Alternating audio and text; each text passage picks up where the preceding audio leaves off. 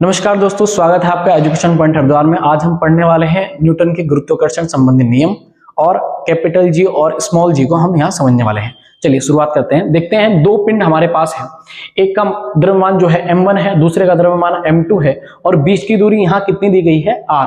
ठीक है, तो जब इन दोनों के बीच आकर्षण बल लगेगा, एक दूसरे को अपनी ओर खींचने का प्रयास करेंगे, तो यह जो बल होगा यह जो बल होगा ये कितना होगा, ये होगा उनके द्रव्यमानों के गुणनफल के बराबर, m1 इंटू m2। ठीक है, या समानुपाती कह लीजिए। तो जो लगने वाला बल होगा, आकर्षण बल होगा, वो directly proportional to m1 and m2। m2 क्या है, m1 और m2 क्या है, उन दोनों पिंडों के द्रव्यमान। और दूसरी बात क्या है, उन दोनों की बीच की दूरी के क्या होगा, व्युत्क्रमानुपाती होगा, वर्ग के व्युत्क्रमानुपाती। तो आप देखिएगा बीच की दूरी का वर्ग हो रखा है और ये क्या है, इसके व्युत्क्रमानुपाती है, क्या है, इनवर्सली प्रोपोर्शनल। दोनों इक्वेशन को जब सॉल्व करेंगे तो F इक्वल टू होगा आपका m1 m2 upon r square. और ये g कहां से आया, अभी हम g को समझने का प्रयास करेंगे।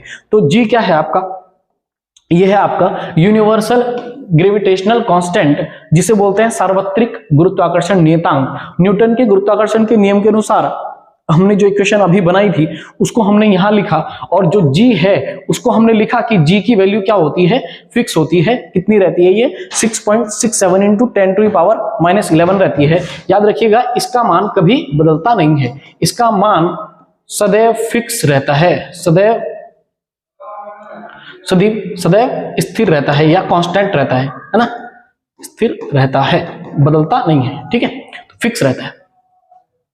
चलिए आगे चलते हैं। अब आगे हम देखते हैं कि स्मॉल जी क्या है, इसको भी समझने का प्रयास करते हैं। देखिए, जैसे कोई वस्तु है, यहाँ थोड़ी तो लिखी हुई है। अब जैसे कोई ये है अर्थ, ठीक है, तो मैंने अर्थ का द्रव्यमान ले लिया, मैंने द्रव्यमान इस पृथ्वी का me है और इसकी रेडियस मैंने ले ली re, और कोई छोटा सा पिंड इसकी तरफ आ रहा है जिसका द्रव्यमान क्या है, m।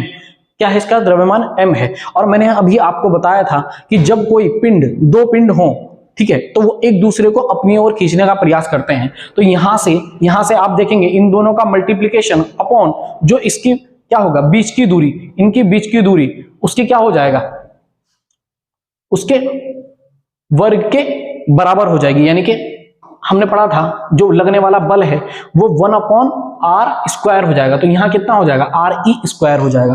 तो यहां से ये आपको समझ में आएगा कि जो बल है, ठीक है, पृथ्वी से कुछ ऊंचाई पर स्थित वस्तु पर पृथ्वी द्वारा, क्योंकि पृथ्वी अपनी ओर खींचने का प्रयास करेगी, छोटी वस्तु है, पृथ्वी द्वारा लगाया गया आकर्षण बल कितना होगा, F इक्वल टू हो जाएगा me क्या है, ये पृथ्वी का द्रव्यमान है, और स्मॉल m क्या है, ये इसका छोटे से पिंड का द्रव्यमान है, और ये re क्या हो जाएगा, इसके बीच की दूरी हो जाएगी। ठीक है, तो F इक्वल टू हो जाएगा GME small m upon re square. ठीक है, चलिए थोड़ा आगे देखते हैं। तो अब एक और हम चीज देखेंगे कि जो आकर्षण बल होगा, ठीक है, वो तो हमने देख लिया कि F इक्वल टू इतना होगा। ठीक है, लेकिन आप देखेंगे कि यहां F इक्वल टू क्या होता है, F इक्वल टू होता है आपका ma, फोर्स बल बराबर होता है मास इंटू एक्सीलरेशन, द्रव्यमान गुणा त्वरण। तो यहां त्वरण क्या है, यहां है पृथ्वी के द्वारा जो गुरुत्वीय त्वरण लगाया जा रहा है, क्योंकि ऊपर से वस्तु आ रही है तो पृथ्वी अपनी ओर इसे खींचने का प्रयास करेगी। तो यहाँ एक ही जगह क्या प्रयोग करेंगे हम, गुरुत्वीय त्वरण यानी कि स्मॉल g की वैल्यू प्रयोग करेंगे। त्वरण बराबर क्या होता है, तो त्वरण बराबर होता है v अपॉन t। ठीक है, v upon t, velocity upon time. ठीक है, वेग परिवर्तन की दर को क्या कहते हैं, त्वरण कहते हैं। तो यहाँ m इंटू g हो जाएगा। ठीक है, तो अब यहाँ mg, F बराबर mg है, दोनों इक्वेशन में आप देखेंगे तो F इक्वल टू है, तो F है ना, तो इसलिए दोनों को जब हम सॉल्व करेंगे, यहाँ mg को रखा और पहली वाली इक्वेशन से हमने ये रखा, तो यहां से m कैंसिल हो गए और g स्मॉल g की वैल्यू क्या आ गई, capital G me upon re square. ठीक है, तो आपको ये चीजें समझ में आई होंगी। यहां से एक संबंध हमारा निकला कि स्मॉल g और कैपिटल G में क्या रिलेशन होता है। ठीक है, स्मॉल g के बारे में कुछ फैक्ट हैं, वो थोड़ा सा हम समझने का प्रयास करते हैं।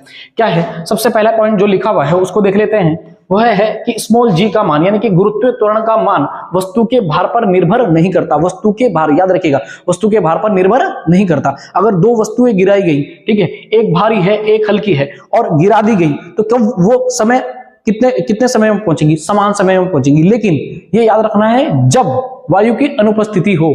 ठीक है, और ऐसा शायद पॉसिबल नहीं हो पाएगा, ठीक है। और अगर वायु की उपस्थिति है, यानी कि वायु है, जैसे मैं एग्जांपल लूं, छत से अगर मैं दो पिंड गिराऊं, ठीक है, एक भारी है एक हल्का है, ये खोखला है और ये भारी है, ठीक है, तो वायु की उपस्थिति में, अब वायु की उपस्थिति छत पे होगी तो छत से मैं जब कोई दो पिंड गिराऊंगा, भारी पिंड, तो जो इसमें भारी होगा वही ऊंचाई से गिरने पर पहले पहुंचेगा। ये आपको शायद समझ में आ गया होगा। तो द्रव्यमान पर या भार पर निर्भर नहीं, देखिए द्रव्यमान और भार में मैंने अंतर बताया था आपको, ठीक है। तो जो भार होगा उस पर निर्भर तो नहीं करेगा, लेकिन कुछ कंडीशन यहां बताई गई है कि कब करेगा और कब नहीं करेगा। वायु की उपस्थिति और अनुपस्थिति वाली बात मुझे लगता है समझ में आ गई होगी, ठीक है। तो स्मॉल जी बराबर, ये आपको इक्वेशन समझ में आ गई। और चीजें देखते हैं। देखिए चंद्रमा पर जो चंद्रमा का गुरुत्वीय त्वरण होता है, चंद्रमा का गुरुत्वीय त्वरण होता है वो पृथ्वी के गुरुत्वीय त्वरण का 1/6 होता है। बहुत इंपॉर्टेंट है, कई बार ये पेपर में इस तरह की चीजें सीधे सीधे पूछी जा चुकी हैं। देखिए जो पृथ्वी का द्रव्यमान है वो चंद्रमा के द्रव्यमान से काफी ज्यादा है, ठीक है, और चंद्रमा का जो द्रव्यमान है वो पृथ्वी के द्रव्यमान से काफी कम है। इस वजह से क्या है, वहां का जो गुरुत्वीय त्वरण होगा, मतलब उसका जो त्वरण होगा वो कितना होगा, वो पृथ्वी के द्रव्यमान से, पृथ्वी के गुरुत्वीय त्वरण से कम होगा। तो यहाँ कितना दिया गया है, 1/6, याद रखिएगा। अगर यहाँ कोई व्यक्ति 60 किलो का है तो चंद्रमा पर जाकर उसका भार कितना हो जाएगा, 1/6 यानी कि 10 kg का हो जाएगा, ठीक है। स्मॉल जी की वैल्यू जो है वो आप देखिएगा पृथ्वी पर कितनी है, 9.8 मीटर प्रति सेकंड स्क्वायर हो जाएगी, ठीक है। ध्रुव पर अगर हम देखें, ध्रुव पर अब देखिएगा, देखिए जैसे मैं यहाँ अर्थ बनाने की कोशिश करता हूं, हालांकि ऐसी अर्थ नहीं होती है, आपको पता है पोल से चपटी होती है, ठीक है, ये इक्वेटर है। और अगर हम इसको देखें तो यहाँ क्या हो गया, इसकी ये हो जाएगी इसकी रेडियस, है ना, ये क्या हो गया इसकी रेडियस। तो आप देख रहे हैं जैसे जैसे मैं ऊपर जाऊंगा, अभी तो रेडियस सबसे ज्यादा है, ये सबसे ज्यादा है, लेकिन जैसे जैसे मैं ध्रुवों की तरफ बढ़ूंगा तो रेडियस की वैल्यू क्या होगी, त्रिज्या की वैल्यू क्या होगी, त्रिज्या की वैल्यू कम होती चली जाएगी। त्रिज्या की वैल्यू क्या होती जाएगी, यहाँ कम होती चली जाएगी, है ना, यहाँ कम होगी। और त्रिज्या की वैल्यू सबसे ज्यादा कहां होगी, ये इक्वेटर पे, यानी कि विषुवत जो लाइन होगी, विषुवत रेखा जो होगी उस पर त्रिज्या की वैल्यू सर्वाधिक होगी। तो ऐसे ही आपको याद रखना है थोड़ा सा पॉइंट। यहां देखिए जो जी है यानी कि गुरुत्वीय त्वरण है, वो आप देखेंगे त्रिज्या पर निर्भर कर रहा है। तो पृथ्वी पर, है ना, पृथ्वी पर क्या कर रहा है, त्रिज्या पर निर्भर कर रहा है, ठीक है। तो जैसे जैसे आर की वैल्यू बढ़ेगी, ठीक है, g inverse proportional to R E square, अगर ये वाली वैल्यू मैं बढ़ाऊंगा तो ये क्या होगी, कम होगी। और अगर मैं इसको कम करूंगा, इसको कम करता हूं, तो ये वाली वैल्यू यानी कि जी की वैल्यू क्या होगी, बढ़ेगी, ठीक है। तो इसका मतलब ये हुआ जैसे जैसे त्रिज्या कम होती जाएगी, जैसे जैसे त्रिज्या कम होती जाएगी, वैसे वैसे जो जी की वैल्यू है, गुरुत्वीय त्वरण की वैल्यू है, वो बढ़ती चली जाएगी। इसका मतलब ये हुआ, इस आधार पर हम यह निष्कर्ष निकाल सकते हैं कि ध्रुव पर जो है जी की वैल्यू सर्वाधिक होगी, जबकि यहां क्या होगी, आपकी सबसे कम होगी। सबसे कम कहां होगी, विषुवत रेखा। तो यही बात लिखी हुई है, ध्रुव पर सर्वाधिक, भूमध्य रेखा पर सबसे कम। ये समझ में आ गया, क्यों, रेडियस की वजह से, ठीक है। और इक्वेशन मैंने आपको समझा दी। अक्षीय गति को रोक दें तो, यदि पृथ्वी की जो अक्षीय गति है उसको अगर रोक दें तो क्या होगा, जो ध्रुव है, ध्रुवों पर जी की वैल्यू जो होगी वो सबसे कम हो जाएगी। अगर मैंने घुमाना बंद कर दिया तो जहां सबसे ज्यादा है वहां क्या हो जाएगी, सबसे कम हो जाएगी, और जहां सबसे कम है वहां क्या हो जाएगी, सबसे ज्यादा हो जाएगी, ठीक है। आपको याद रखना है ये, ठीक है। अच्छा, एक और आपको पॉइंट याद रखना है कि यदि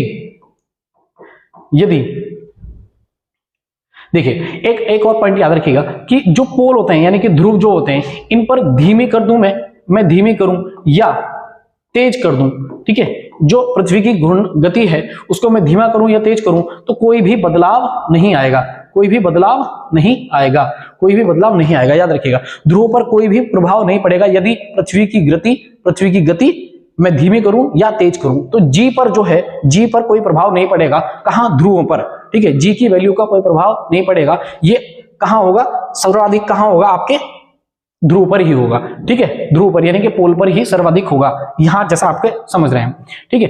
तेज घुमाने पे कोई प्रभाव नहीं पड़ेगा क्योंकि वो तो रेडियस जो है, रेडियस तो फिक्स रहेगा। अब अगर मैं तेज घुमाऊंगा, आपने कभी क्रिकेट जब खेला हो तो क्या होता है, कभी कभी